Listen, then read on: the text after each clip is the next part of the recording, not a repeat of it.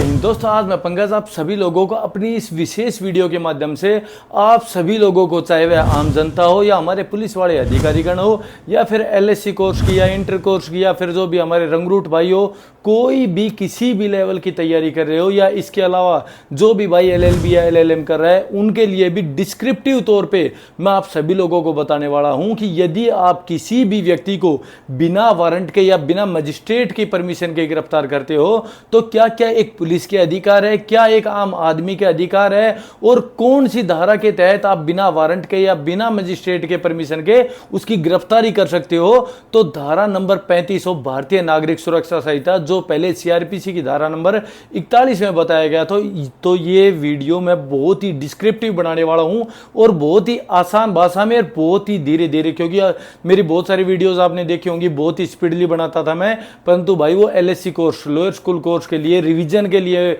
मैं वह वीडियो बनाता था। परंतु आज अपनी इस वीडियो के माध्यम से जितने भी हमारे पुलिस अधिकारीगण हैं, जो भी इन्वेस्टिगेशन ऑफिसर का कार्य कर रहे हैं, तो उनको इन मामलों के बारे में मींस बीएनएसएस, भारतीय नागरिक सुरक्षा संहिता, जिसमें पूरी पुलिस की प्रक्रिया के बारे में बताया गया है, तो उसके बारे में डिटेल से मैं आपको बताने वाला हूं। तो ध्यानपूर्वक यह वीडियो देखें। इसके अलावा जो भी मेरे भाई जिससे कोई भी छोटा मोटा अपराध हो जाता है तो उनको भी गिरफ्तारी के समय यदि पुलिस अपनी मनमानी करती है, अनावश्यक तौर पर आपको गिरफ्तार करती है या फिर पुलिस कस्टडी में टॉर्चर करती है, अननेचुरल बहुत सारी बार डेथ भी हो जाती है भाई, कस्टोडियल डेथ है, तो उन सभी के बारे में भी मैं इस धारा के बारे में बताने वाला हूं। इस धारा से अटैच करके, धारा नंबर 35 और बीएनएसएस से अटैच करके मैं आपको अर्नेश कुमार गाइडलाइंस, जो Arnesh Kumar versus state of Bihar 2014, इसके साथ साथ DK Basu versus state of Bengal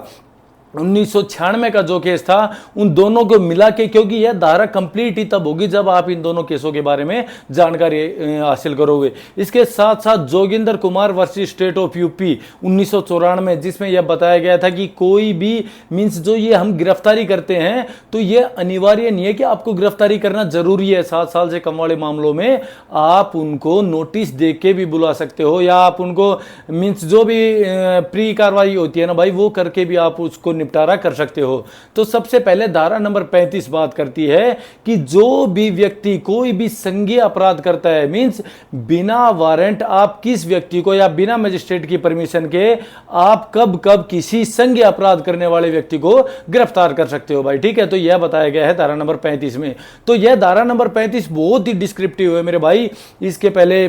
धारा नंबर 35 का पार्ट 1, उसके फिर 2 पार्ट है, उसके भी दूसरे पार्ट के 2 पार्ट है और उसके भी दूसरे पार्ट के फिर 5 पार्ट है भाई। ये सभी मैं आपको बताऊंगा। इसके साथ साथ इसमें टोटल 7 पॉइंट है, वो भी मैं आपको बताने वाला हूं। इसके साथ साथ कोई भी संज्ञेय अपराध करता है या फिर कोई असंज्ञेय अपराध करता है, मींस 7 साल से कम सजा वाले मामले, तो उनमें कब गिरफ्तारी जरूरी हो जाती है। मींस पुलिस ऑफिसर यदि उसको पता है कि भाई ये कहीं भी अपराध घटित कर सकता है या कहीं भी साक्ष्य छिपा सकता है, कोई भी उत्प्रेरणा या धमकी दे सकता है, या उसको इन्वेस्टिगेशन के लिए उस व्यक्ति की जरूरत है, या फिर उसको पता है कि भाई अदालत में जब उसकी पेशी मांगी जाएगी तब वह व्यक्ति नहीं आ पाएगा, तो ऐसे बहुत सारे मामले हैं जब उसको जरूरी हो जाता है कि भाई ऐसे व्यक्ति को गिरफ्तार करना जरूरी है भाई, ठीक है। तो सबसे पहले धारा नंबर 35, धारा नंबर 35 का पार्ट नंबर 1।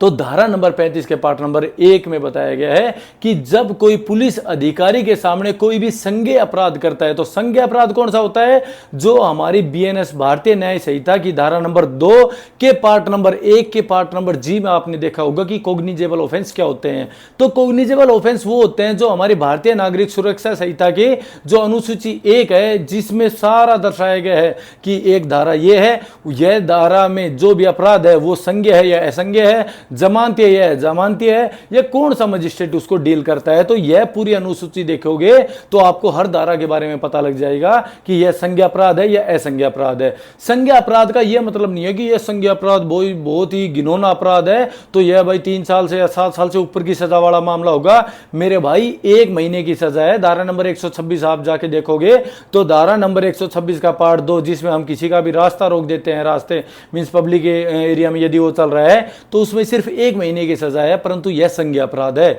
और वही बात करें 7 साल सजा वाला मामला, तो आपको धारा नंबर 351 और बीएनएस आपने देखी हो तो उसमें 351 के पार्ट 3 में 7 साल की सजा है। फिर वह मामला संज्ञेय नहीं है भाई, नॉन कॉग्निजेबल ऑफेंस है। तो कभी भी आप सजा को देखते हुए यह मीन से आप साबित नहीं कर सकते कि भाई ये संज्ञेय मामला है या असंज्ञेय मामला है। ठीक है, तो संज्ञेय मामले वो होते हैं जिन मामलों में हमारे जो पुलिस अधिकारी है वो बिना किसी भी मजिस्ट्रेट की परमिशन के या बिना वारंट के किसी भी संदिग्ध व्यक्ति को गिरफ्तार कर सकते हैं भाई। ठीक है, अब बात करते हैं धारा नंबर 35 के पार्ट नंबर 1। इसमें बताया गया है कि कोई भी पुलिस अधिकारी के सामने यदि कोई भी संज्ञेय अपराध कर रहा हो, कोई भी डकैती कर रहा हो, लूट कर रहा हो, कोई भी रेप कर रहा हो या एसिड फेंक रहा हो या फिर भाई धारदार हथियार से सख्त चोट पहुंचा रहा हो, तो ऐसे बहुत सारे मामले हैं। तो ऐसे मामले यदि पुलिस के सामने आप कर रहे हो तो वो तुरंत आपको बिना वारंट और बिना मजिस्ट्रेट की परमिशन के गिरफ्तार कर सकते हैं भाई। ठीक है दोस्तों, यदि ये मेरी वीडियो आपको ज्यादा तेज लगे तो आप इसको ऊपर सेटिंग में जाकर प्लेबैक स्पीड जो होती है उसमें धीरे कर सकते हो, और यदि धीरे लगे तो आप उसमें तेज करके भी इसको देख सकते हो भाई। ठीक है, अब इसके बाद बात करते हैं धारा नंबर 35 के पार्ट नंबर 2 में। 35 का पार्ट नंबर 1 का पार्ट 1 है भाई, ये 35 के पार्ट नंबर 1 का पार्ट 2 है। इसमें बताया गया है कि कोई भी 7 साल तक का मामला मीन 7 साल की सजा, जिस भी मामले में 7 साल तक की सजा है उससे कम सजा वाले मामलों में क्या करना है, उसकी कम सजा वालों में यदि आपको विश्वसनीय कोई भी आपको सूचना मिलती है, विश्वसनीय मतलब कि जिसपे आप मीन से एक रीजनेबल, एक उचित जानकारी मिलती है, एक जिसपे विश्वास करने लायक ऐसी कोई जानकारी या सूचना प्राप्त होती है, तो ऐसे मामलों में आपको इन्वेस्टिगेशन के जरिए मीन्स कैसे आप उसको गिरफ्तार कर सकते हो इसके बारे में बताया गया है। ठीक है भाई, कि आपको यह भरोसा है कि जो सामने वाला व्यक्ति जो ये सूचना दे रहा है वह विश्वास के लायक है, वह मीन्स विश्वास करने लायक है, वह मतलब कि उसके हाव भाव से, उसकी सूचना से, उसके द्वारा दिए गए तथ्य के भाई पे आपको यह पता लग रहा है कि वह सूचना ठीक है। ठीक है भाई, तो ये 35 का पार्ट नंबर 1 कि पुलिस कोई भी संज्ञेय अपराध उसके सामने हो रहा है तो उसको गिरफ्तार कर सकती है, और 1 के पार्ट 1 ये था। 1 का पार्ट 2 क्या है कि कोई भी 7 साल से नीचे वाला मामला जिसमें भाई यदि पुलिस को लगता है कि वह देने वाला जो सूचना दे रहा है वह विश्वास के काबिल है, विश्वसनीय है। ठीक है भाई, अब इसकी बात करते हैं धारा नंबर 2 के पार्ट नंबर 1 और 2 की। तो धारा नंबर 35 का पार्ट नंबर 1 के पार्ट 2 हो गए। अब इसके 2 का पार्ट नंबर 1 कहता है कि यही 7 साल से कम सजा वाले मामलों में, अभी उसमें पिछले जो पॉइंट नंबर 2 था उसमें तो क्या था कि वह सूचना विश्वास के लायक है कि नहीं, और अभी 2 के पार्ट नंबर 1 में है कि मैं उस पर विश्वास कर पा रहा हूं कि नहीं, मैं एक पुलिस अधिकारी हूं, मुझे यह विश्वास हो रहा है कि नहीं कि यह भाई सूचना विश्वास के काबिल है कि नहीं, एक्चुअल में मैं उसके हाव भाव से सारी चीजें मीन्स देख के मेरे को लग रहा है कि हाँ यार ये विश्वास के लायक एप्लीकेशन है भाई। ठीक है, अभी 35 के पार्ट 1 के पार्ट 2 के पार्ट 2 में क्या है, उसमें बताया गया है कि ये चीजें हैं जहां पर यदि आपको ये समाधान देना आवश्यक है कि यदि ये समाधान नहीं है तो आप उसको गिरफ्तार कर सकते हो। क्या समाधान नहीं है? 2 के पार्ट 1 में बताया गया है कि यदि कोई भी ऐसा पुलिस अफसर को ऐसी बात लगती है कि जो जिसने भी 7 साल से कम सजा वाला कोई भी अपराध किया है, तो ऐसा व्यक्ति यदि कोई अपराध कारित कर सकता है बाहर छोड़ने के बाद, तो ऐसे व्यक्ति को पुलिस गिरफ्तार कर सकती है। तो ये भाई पॉइंट नंबर 2 के जो 5 पार्ट बताऊंगा इसमें मैं यही बताऊंगा कि कब पुलिस 7 साल से कम सजा वाले मामलों में भी किसी व्यक्ति को गिरफ्तार कर सकती है। क्या क्या रीजन हो सकता है? इसका पहला पार्ट, भाई यदि पुलिस को लगता है कि वह आगे चल के यदि उसको छोड़ दिया जाता है तो वह कोई भी अपराध घटित कर सकता है। पॉइंट नंबर 2 में क्या बताया गया है, उसमें बताया गया कि पुलिस को चाहिए कि इन्वेस्टिगेशन के लिए वह संदिग्ध व्यक्ति जरूरी है तो भी वह उस व्यक्ति को गिरफ्तार कर सकती है। पॉइंट नंबर 3 में बताया गया है कि पुलिस को ऐसा लगता है कि वह जो संदिग्ध व्यक्ति है यदि उसको छोड़ दिया गया, यदि गिरफ्तार नहीं किया गया तो वह साक्ष्यों के साथ छेड़छाड़ कर सकता है या फिर साक्ष्यों को छुपा भी सकता है। इसी के पार्ट नंबर 4 में क्या बताया गया है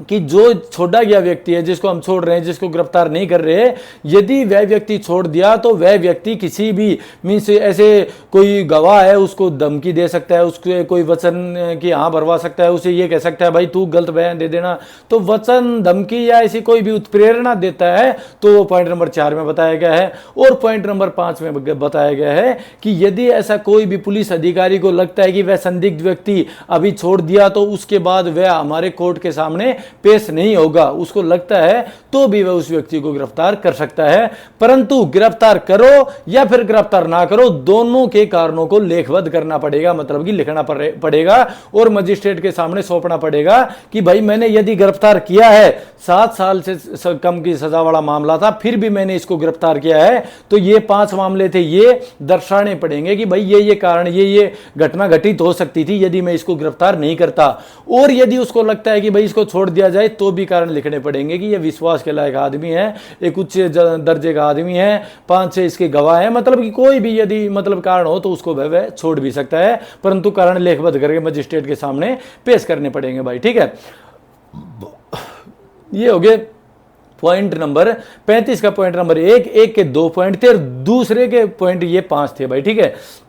अब 35 का पॉइंट नंबर 1 के जो 2 पार्ट थे उसके बाद सी पार्ट से शुरू करते हैं। तो पॉइंट नंबर क्या था, पुलिस अधिकारी के सामने कोई भी संज्ञेय अपराध कर रहा हो तो उसको गिरफ्तार करेंगे। पॉइंट नंबर 2 क्या था, 7 साल से कम वाली सजा वाले मामलों में यदि विश्वसनीय या उचित जानकारी मिलती है तो ऐसे लोगों को छोड़ दिया जा सकता है, कारण लेखबद्ध करके गिरफ्तार किया जा सकता है यदि उसको पुलिस वाले को अंदेशा हो कि यह कोई बाहर जाके अपराध घटित कर सकता है, पुलिस की इन्वेस्टिगेशन के लिए जरूरी है, साक्ष्य छिपा सकता है या नष्ट कर सकता है, या उत्प्रेरणा वचन या धमकी दे सकता है, या फिर जब कोर्ट या पुलिस बुलाएगी तो वह पेश नहीं होगा। तो इन सारे कारणों में 7 साल से नीचे वाले मामलों में भी उसको गिरफ्तार किया जा सकता है। ए हो गया, बी हो गया। अब पार्ट नंबर है सी, मतलब कि गए। तो गए पार्ट में बताया गया है कि यदि कोई भी ऐसा संदिग्ध व्यक्ति 7 साल की सजा से ऊपर वाले मामले की कोई भी अपराध करता है तो ऐसे व्यक्ति को बिना वारंट या बिना मजिस्ट्रेट की परमिशन के कोई भी पुलिस अधिकारी गिरफ्तार कर सकता है भाई। ठीक है,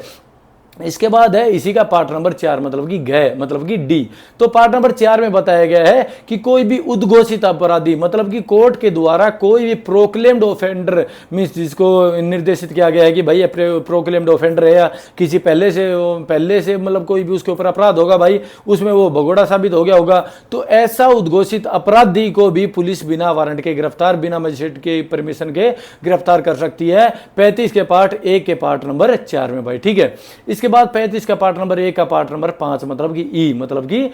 जिसको डे बोलते हैं हम भाई। ठीक है, तो इसमें बताया गया है कि कोई भी चुराई हुई संपत्ति किसी भी संदिग्ध व्यक्ति के पास मिलती है तो ऐसे व्यक्ति को भी पुलिस बिना वारंट और बिना मजिस्ट्रेट की परमिशन के गिरफ्तार कर सकती है भाई। ठीक है, इसी के पार्ट नंबर 6 में बताया गया है कि कोई भी ऐसा व्यक्ति जो पुलिस अपने कर्तव्य कर रही है, पुलिस अपनी ड्यूटी कर रही है, उसके कर्तव्यों में बाधा डालती है या वो मतलब कि भागने की कोशिश करता है ऐसा कोई संदिग्ध व्यक्ति, या किसी को भगाने की, किसी को छुड़वाने की कोशिश करता है, तो इन तीनों मामलों में पुलिस उसे गिरफ्तार कर सकती है भाई। ठीक है, बिना वारंट के। इसके बाद पार्ट नंबर 7, तो पार्ट नंबर 7 में क्या कहते हैं, जी, पार्ट नंबर 35 का पार्ट नंबर 1, पार्ट नंबर जी। तो जी में बताया गया है कि कोई भी ऐसा जो हमारा आर्मी, एयरफोर्स, नेवी का ऐसा कोई भी सशस्त्र बल का कोई भी ऐसा सुरक्षा बल, मतलब सुरक्षा जो हम सुरक्षा कर्मी कहते हैं, वह कोई भगोड़ा साबित कर रखा है तो उसको भी इस धारा के तहत, धारा नंबर 35 के पार्ट नंबर 1 के पार्ट नंबर जी में हम उसको गिरफ्तार कर सकते हैं बिना वारंट के। ठीक है, अभी पार्ट नंबर एच। तो पार्ट नंबर एच में बताया गया है कि यदि कोई भी हमारा जो देश का नागरिक है वह, या फिर कोई बाहर के देश का नागरिक है और दूसरे देश में कोई भी अपराध करता है और हमारे देश में आके छिप जाता है तो उसको यही समझा जाएगा कि उसने हमारे देश के अंदर ही अपराध किया है। समझ गए ना भाई, भारतीय दंड संहिता ही उस पर लागू होगी। जैसे ट्रीटी मीन संधि होती है यार, हमारे और हमारे यूएई देश के बीच में संधि है, तो हमारा कोई आदमी वहां पे अपराध कर रहा है तो हम उससे संधि में ये है कि हम उस सरकार से अपील करके उस व्यक्ति को वापस मांग सकते हैं और उसको यहाँ पे सजा दिला सकते हैं, धारा नंबर 35 के पार्ट 1 के पार्ट नंबर एच में। ठीक है भाई, इसके बाद धारा नंबर 35 का पार्ट 1 का पार्ट नंबर आई, GHI। तो आई में बताया गया है कि कोई भी ऐसा व्यक्ति जो BNSS की धारा नंबर 394 के पार्ट नंबर 5 के तहत सिद्धोष अपराधी है, जिसके ऊपर अपराध सिद्ध किया हुआ है और जो जेल में है, जो पैरोल पर या बेल पर बाहर आया हुआ है, जो निम्न शर्तों के आधार पर बाहर आया हुआ है और उन शर्तों की अवहेलना करता है, तो ऐसे मामले में भी कोई भी पुलिस अधिकारी उसको बिना वारंट के, बिना मजिस्ट्रेट के परमिशन के गिरफ्तार कर सकता है भाई। ठीक है, इसके बाद धारा नंबर 35 का पार्ट नंबर 1 का पार्ट नंबर जे, जो लास्ट पॉइंट है, इसमें बताया गया है कि कोई भी पुलिस अधिकारी यदि उसका कोई भी उसके लेवल का पुलिस अधिकारी या बाहर के एरिया का या बाहर के जिला का या बाहर के थाना का कोई भी पुलिस अधिकारी संज्ञेय मामलों में, यह ध्यान रखना, संज्ञेय मामलों में गिरफ्तार कर सकता है, तो उनकी सूचना पर दूसरे थाना के, दूसरे जिले के जो भी सूचना देता है पुलिस अधिकारी, उसकी सूचना के ऊपर उसको गिरफ्तार किया जा सकता है धारा नंबर 35 के पार्ट नंबर 1 के पार्ट नंबर जे में भाई। ठीक है, तो अब बात करते हैं 35 के पार्ट नंबर 2 से 7 तक। तो 35 के पार्ट नंबर 2 में बताया गया है कि कोई भी नॉन कॉग्निजेबल ऑफेंस में पुलिस अधिकारी बिना वारंट के या फिर बिना मजिस्ट्रेट की परमिशन के गिरफ्तार नहीं कर सकता, परंतु जब धारा नंबर 39 ऑफ बीएनएसएस भारतीय नागरिक सुरक्षा संहिता की बात आती है, जहां पे कोई भी असंज्ञेय अपराध कर रहा है, उसके बावजूद यदि हम उससे जाके नाम पता उससे पूछ रहे हैं, वह नहीं बता रहा, तो नाम पता ना बताने की स्थिति में असंज्ञेय अपराध में भी हम उसको बिना वारंट और बिना मजिस्ट्रेट के परमिशन के गिरफ्तार कर सकते हैं भाई। ठीक है, अब बात करते हैं धारा नंबर 35 का पार्ट नंबर 3। तो धारा नंबर 35 का पार्ट नंबर 3 बात करता है नोटिस के बारे में कि हम कोई भी यदि ऐसा संज्ञेय अपराध कोई भी व्यक्ति करता है तो सबसे पहले हम उसको नोटिस देंगे भाई। ठीक है, सीधा जाके गिरफ्तार नहीं करेंगे उसको, सबसे पहले हम उसको 35(3) का नोटिस देंगे, उसको आने के बारे में सूचित करेंगे कि भाई आपके मामले में आपके विरुद्ध ये शिकायत प्राप्त हुई है, ये सूचना प्राप्त हुई है, तो आपको यह नोटिस दिया जाता है कि आप हमारे थाने में उस दिनांक को उस समय पर हमारे जो अनुसंधान है उसमें शामिल तफ्तीश होने के लिए हाजिर आए भाई। ठीक है, यदि हाजिर नहीं आए तो आगे बताऊंगा, हाजिर आ जाता है तो भाई कोई दिक्कत नहीं है, हाजिर नहीं आता है तो उसको गिरफ्तार कर लिया जाएगा। अब बात करते हैं 35 के पार्ट नंबर 4 में। तो 35 का पार्ट नंबर 4 यही कहता है कि जो 35 का पार्ट नंबर 3 है कि जो नोटिस दिया गया है तो उसकी अनुपालना करेगा, उसकी पालना करेगा। 35 के पॉइंट नंबर 4 में बताया गया है। 35 के पार्ट नंबर 5 में बताया गया है कि हाँ, यदि वह उस नोटिस की पालना कर रहा है तो उसको गिरफ्तार नहीं किया जाएगा, और यदि वह पालना नहीं कर रहा तो उसको गिरफ्तार कर लिया जाएगा। ठीक है, परंतु यदि वह पालना कर रहा है फिर भी पुलिस अधिकारी को यह लगता है कि उसको गिरफ्तार करना जरूरी है, इन्वेस्टिगेशन के लिए उसको शामिल तफ्तीश करना जरूरी है, तो पुलिस अफसर उन कारणों को लेखबद्ध करके मजिस्ट्रेट के सामने पेश करके उस व्यक्ति को धारा नंबर 35 या पार्ट नंबर 5 के तहत गिरफ्तार भी कर सकती है भाई। ठीक है, अब धारा नंबर 35 का पार्ट 6। धारा नंबर 35 का पार्ट 6 सीधा सीधा ये कहता है कि जो धारा नंबर 35 के पार्ट नंबर 3 के तहत जो नोटिस दिया था उसकी यदि अनुपालना नहीं की तो उस व्यक्ति को गिरफ्तार किया जा सकता है डायरेक्टली तौर पे। ठीक है भाई, अब धारा नंबर 35 का पार्ट 7। तो धारा नंबर 35 का पार्ट नंबर 7 बताता है कि ऐसा कोई भी संदिग्ध व्यक्ति यदि वह 60 साल से ऊपर का व्यक्ति है, या फिर शिथिलांग है मतलब कि कोई भी अपाहिज व्यक्ति है, या फिर उस व्यक्ति ने 3 साल से कम सजा वाला कोई भी अपराध किया है, तो इन तीनों मामलों में जो हमारा पुलिस अधिकारी है उसको डीएसपी साहब, कम से कम डीएसपी साहब की रैंक या उससे ऊपर की रैंक के अधिकारी से पूर्वानुमति लेनी पड़ेगी, मतलब परमिशन लेनी पड़ेगी कि ऐसे व्यक्ति को हम गिरफ्तार कर ले या नहीं। उनकी पूर्वानुमति के बिना भाई उस व्यक्ति को गिरफ्तार नहीं किया जाएगा। ठीक है, तो अब ये धारा नंबर जो 35 हमने बात की जिसमें किसी भी संदिग्ध व्यक्ति को बिना वारंट या बिना मजिस्ट्रेट की परमिशन के बारे में बताया गया है, तो इसको हम कनेक्ट करते हैं अरनेश कुमार की guidelines, Arnesh Kumar versus state of Bihar 2014 का जो मामला था, जिसमें बताया गया था कि मनमान्य ढंग से या अनावश्यक तौर पर जो भी गिरफ्तारियां की जाती है उनको तुरंत प्रभाव से बंद कर देना चाहिए। और उन गाइडलाइंस में क्या बताया गया था कि सबसे पहले यार जरूरी नहीं है कोई भी 7 साल से नीचे के मामला वाला, 7 साल की से नीचे की सजा वाला कोई भी अपराध घटित कर रहा है तो उसको गिरफ्तार करना आवश्यक नहीं है। उसको पहले हम नोटिस के जरिए उसको सूचित करेंगे कि भाई आपने ये अपराध किया है तो आप आके शामिल तफ्तीश होइए। तुरंत उसकी गिरफ्तारी मनमाने ढंग से अनावश्यक तौर पर करना जरूरी नहीं है। दूसरी बात, यदि वह मतलब कि जो 5 कारण थे भाई वो आगे जाके अपराध घटित कर सकता है, साक्ष्य छुपा सकता है, उत्प्रेरणा धमकी दे सकता है, पुलिस के बुलाने पर नहीं आएगा या कोर्ट के बुलाने पर नहीं आएगा, या पुलिस के लिए अन्वेषण के लिए जरूरी नहीं है, तो ये सारे मामले नहीं है तो उसको छोड़ सकता है। परंतु ये सारे मामले में कहीं भी वो मतलब कि लगता है कि गिल्टी हो सकता है तो पुलिस गिरफ्तार कर सकती है, परंतु उसके पास ठोस कारण होने चाहिए और वो ठोस कारण मजिस्ट्रेट के सामने पेश करने पड़ेंगे कि हाँ भाई ये कारण था, मैंने इसलिए उसको गिरफ्तार किया। अदरवाइज बिना ठोस कारण के यदि पुलिस अधिकारी ऐसे व्यक्तियों को 7 साल से कम सजा वाले मामलों में गिरफ्तार करता है तो फिर उस पुलिस अधिकारी की डिपार्टमेंटल भी खुल सकती है और उसको भी सजा दी जा सकती है कोर्ट के द्वारा भाई। ठीक है, तो क्या बताया, उसको मनमाने ढंग से गिरफ्तार नहीं कर सकते, उसको मतलब कि जो मैंने बताया 7 साल से नीचे वाले मामले हैं उसमें पहले उसको भाई नोटिस देना पड़ेगा, उसके बाद ही और जो नोटिस के कारण है मतलब कि भाई क्या कारण है उसको गिरफ्तार किया गया वो लेखबद्ध करके मजिस्ट्रेट के सामने पेश करना पड़ेगा, उसके बाद हम गिरफ्तार कर सकते हैं। इसके साथ साथ DK Basu versus state of Bengal जो 1996 की गाइडलाइंस थी उसके तहत कोई भी व्यक्ति जैसे कस्टोडियल टॉर्चर जो होता था या कस्टोडियल जो डेथ होती थी उन मामलों के लेकर गिरफ्तारी के बारे में बताया बताया गया है, उसमें यह बताया गया कि कोई भी व्यक्ति यदि किसी संदिग्ध को गिरफ्तार करता है तो सबसे पहले अपनी ये जहां पे नेम प्लेट होती है ये नेम प्लेट प्रदर्शित करेगा, उसके बाद अपनी पहचान बताएगा, भाई मैं फलाना फलाना पुलिस अफसर हूं, मेरे को ये सूचना मिली है और जब आपको गिरफ्तार करने आया हूं भाई, ठीक है। इसके अलावा वह अरेस्ट मेमो तैयार करेगा जिसमें गवाह के साइन करवाएगा, पूरा अपना खाका लिखेगा और जिसको गिरफ्तार कर रहा है उसने क्या अपराध किया है, क्या कारण है गिरफ्तार करने के, ये सारे उसमें लेखबद्ध करेगा। इसके अलावा जिस भी व्यक्ति को वह गिरफ्तार कर रहा है उसके परिजनों को सूचित करेगा, यह भी पुलिस अफसर की जिम्मेदारी है, ठीक है। और ये जो आम नागरिक है उसके अधिकार है ये भाई, उसको यह सूचना मिलनी चाहिए, उसको घर वालों को यह सूचना मिलनी चाहिए कि हमारा जो बच्चा है, हमारा जो व्यक्ति है उसको किस अपराध में गिरफ्तार किया गया है और कहां लेके जाएंगे वो। इसके बाद उसी के डीके बसु गाइडलाइंस में यह बताया गया कि यदि वह वकील की सहायता चाहता है तो उस संदिग्ध व्यक्ति को वकील की सहायता भी दी जाएगी। और इसके अलावा यदि उसके परिजन बाहर दूसरे राज्य में रह रहे हैं, दूसरे जिले में रह रहे हैं, तो फिजिकली तौर पर जाके या फैक्स के सहारे या डाक के सहारे उनको इन्फॉर्म करना पड़ेगा कि आपका ये व्यक्ति हमने ये गिरफ्तार किया है, इस मामले में गिरफ्तार किया है भाई, ठीक है। इसके अलावा ये पूरी गिरफ्तारी की रिपोर्ट जो है उसकी एंट्री हम रोजनामचा में करेंगे, इसके साथ साथ उसका मेडिकल प्रशिक्षण करवाएंगे और यदि हम उसको पुलिस रिमांड पे ले रहे हैं तो हर 48 घंटे के अंदर उसका पुलिस प्रशिक्षण करवाएंगे, जो भी मेडिकल प्रशिक्षण है। इसके अलावा जो हमारा कंट्रोल रूम है वहां यह गिरफ्तारी के बारे में बताएंगे, इसके साथ साथ मजिस्ट्रेट को इसके बारे में सूचना देंगे कि भाई हमने इस व्यक्ति को इस मामले में गिरफ्तार किया है। और यदि इन सभी डीके बसु की गाइडलाइंस को कोई पुलिस अधिकारी फॉलो नहीं करता है तो ऐसे पुलिस अधिकारी को सजा भी दी जा सकती है और ऐसे पुलिस अधिकारी की डिपार्टमेंटल भी खोली जा सकती है भाई, ठीक है।